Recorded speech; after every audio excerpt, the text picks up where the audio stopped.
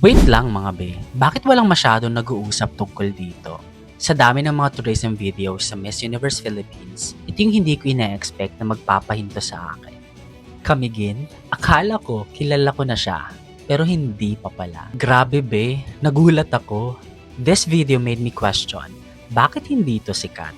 Kasi kung pag-uusapan natin ng visuals and sceneries, kaya niya makipagsabayan internationally. Mula sa local delicacies na nakakagutom, sa mga bundok na parang ipininta, hanggang sa napakalalim at napakagandang karagatan. Ang colorful, ang alive, at ang saya panoorin. At dito mo mararamdaman, binibigyan nila ng boses at kulay ang isang lugar na matagal nang deserving ng spotlight. Hindi lang siya basta maganda, may kwento siya mga be.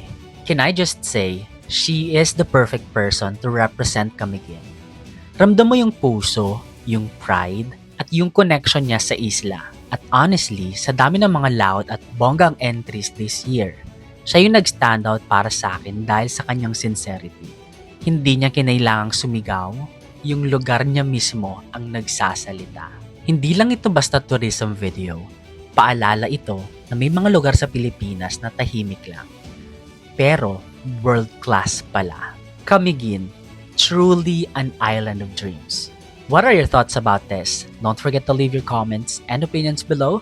Tara, pag-usapan natin. And thank you so much for watching this video. Follow me for more. Bye!